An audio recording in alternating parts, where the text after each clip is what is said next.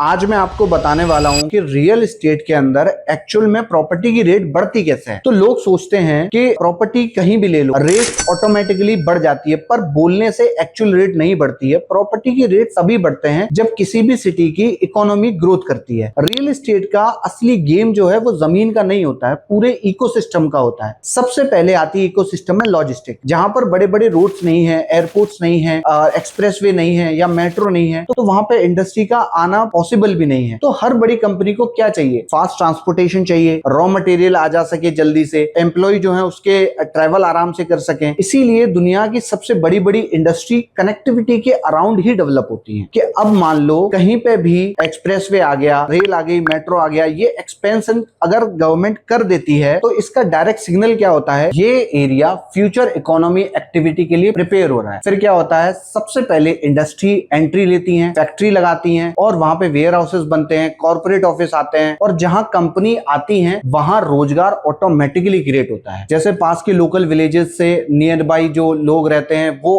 Already वहां पे engineer, worker, driver, shopkeeper, hotels owner के लिए वहां पे अपॉर्चुनिटी क्रिएट होती है। और जब रोजगार बढ़ता है तो उस एरिया में लोग शिफ्ट होना स्टार्ट कर देते हैं, और जब पॉपुलेशन बढ़ती है तो flats, rental income, shops, mall की डिमांड भी बढ़ती है। तो रियल एस्टेट का असली एक्चुअल बूम यहां से स्टार्ट होता है। प्रॉपर्टी का असली फ्यूल क्या होता है? डिमांड। और जब डिमांड ही नहीं बढ़ी तो फ्यूचर में बढ़ेगा बोलने से कुछ नहीं होता है। बहुत लोग आज ऐसी जगह प्लॉट ले लेते हैं जहां इंडस्ट्री नहीं है, एम्प्लॉयमेंट नहीं है, इंफ्रास्ट्रक्चर की कोई प्लानिंग नहीं है, तो फ्यूचर में माइग्रेशन होगा कैसे? तो वो 10 साल तक अपना वेट ही करते रहते हैं कि कब बढ़ेगा कब बढ़ेगा। लेकिन स्मार्ट इन्वेस्टर क्या देखते हैं? वो उस एरिया में प्राइस नहीं देखते, वो फ्यूचर इकोनॉमी एक्टिविटी देखते हैं। तो वो देखते हैं कि गवर्नमेंट कितना इन्वेस्ट कर रही है, कौन सी कंपनी आ रही है, कितना इंफ्रास्ट्रक्चर डेवलप हुआ है वहां पे, और जॉब कितनी क्रिएट हो रही है। हिस्ट्री इस बात की गवाह है कि जहां इंफ्रास्ट्रक्चर आया है, जहां लॉजिस्टिक आई है, जहां एम्प्लॉयमेंट आया है, वहां रेट्स बहुत ज्यादा जल्दी बढ़े हैं। और फ्यूचर में इन्वेस्टमेंट वहां नहीं करना है जहां बिल्डिंगें बनी है। आपको हमेशा पूरी इकोनॉमी जहां पे खड़ी हो रही है वहीं पे इन्वेस्ट करना है।